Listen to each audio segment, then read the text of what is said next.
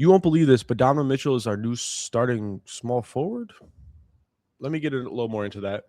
Um, yeah, Kenny made the move to put him on small forward. Didn't look so good. Now looks a little better. We'll get into that. Before I get into that, it's your boy AP, host of Your Cavs. You're all news, rumors, stats, all everything Cavs. All right.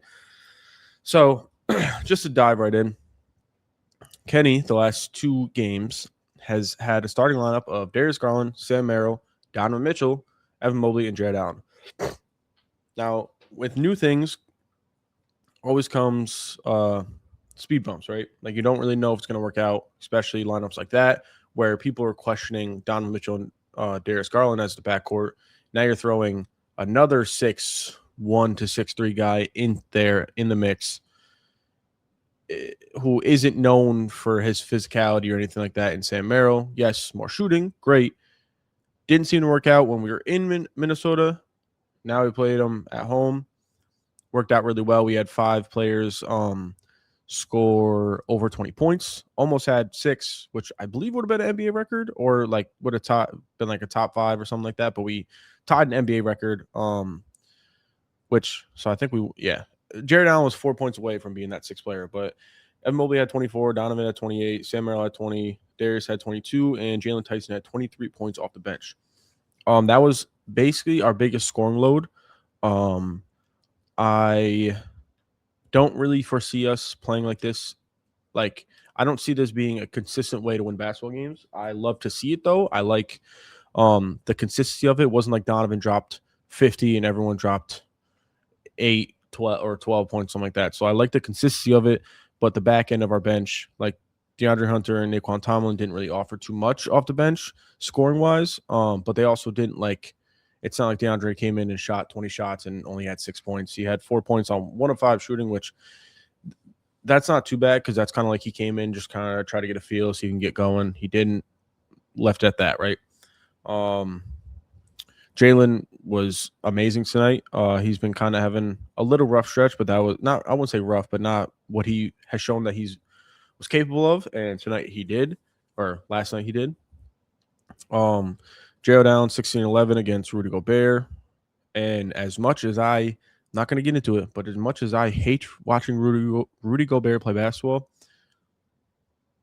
my guy's pretty solid, right? He's a very big 7-footer. He might even be like 7'1" or 7'2". He's a very big dude, okay, who is hard to rebound against and get shots off against.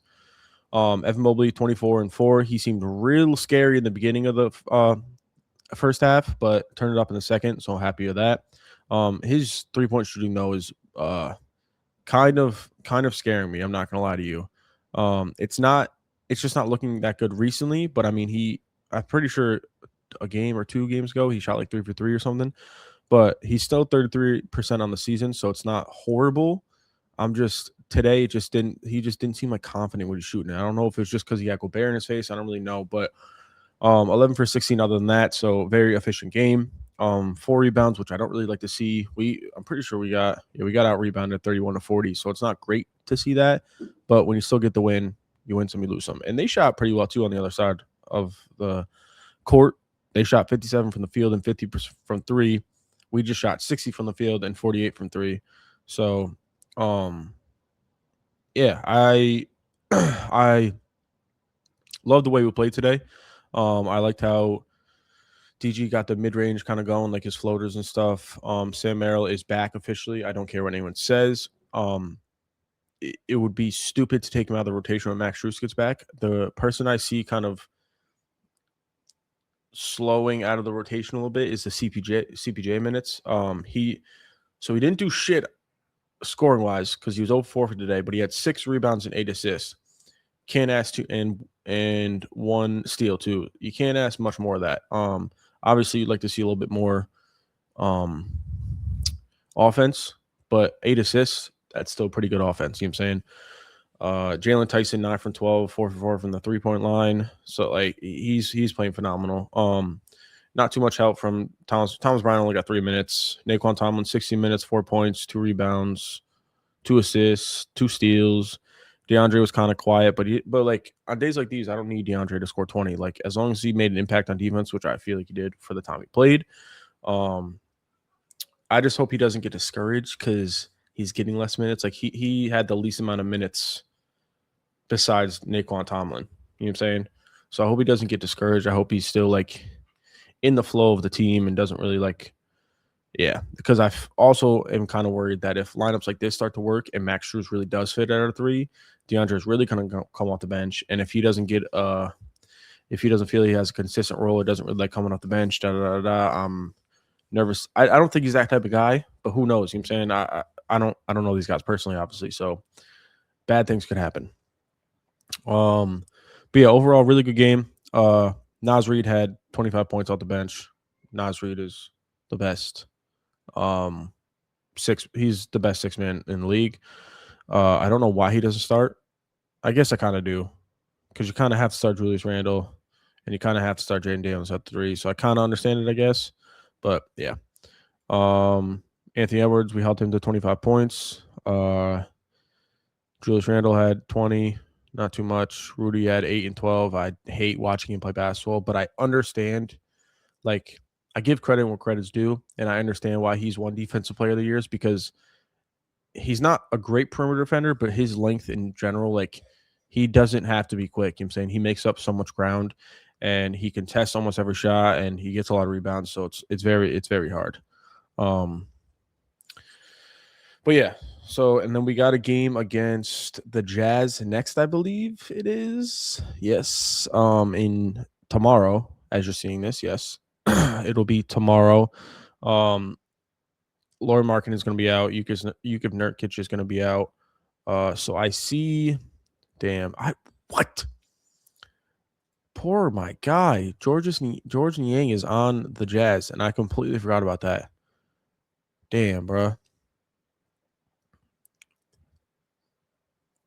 Damn, dude. Oh, he has not played a game this year. Wow. Yo, bring him back, bro. I like the George Niang experiment. So we're not gonna have Dean Wade, Max Strus, or Chris Livingston on against the Jazz. They're not gonna have Lauri Markkanen on a rest. Oh no, they're okay. Never mind. This is I'm recording this as of yesterday to the game coming up, because the game that I'm talking about is tomorrow. So they're all Yukov Nurkic, Elijah Harkless, Lauri Markkanen, Ace Bailey, and George Niang are expected to return against us. So I want full strength teams, especially where we're at right now. We're 22 and 18.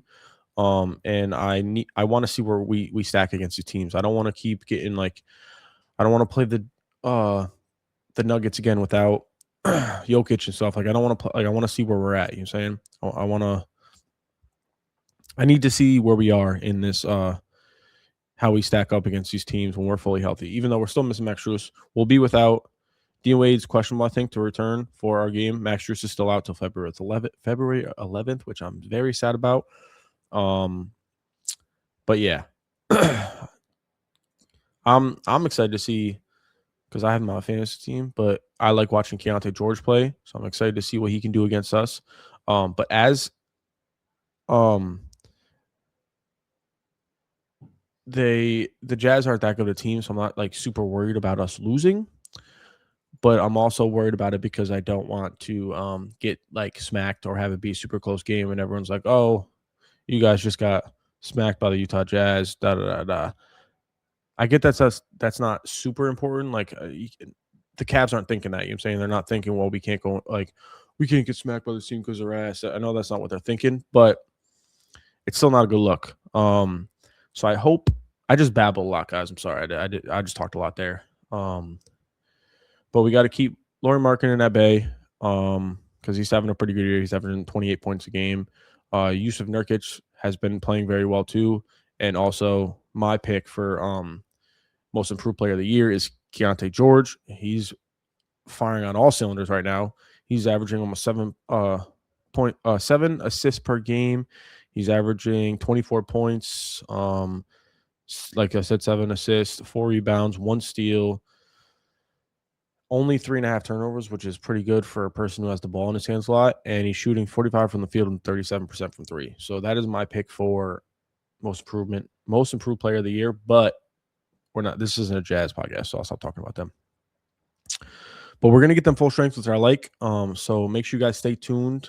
And with that being said, it's your boy AP with all your Cavs everything coming to you from me. Like I said, your boy AP. I'm out. Deuces.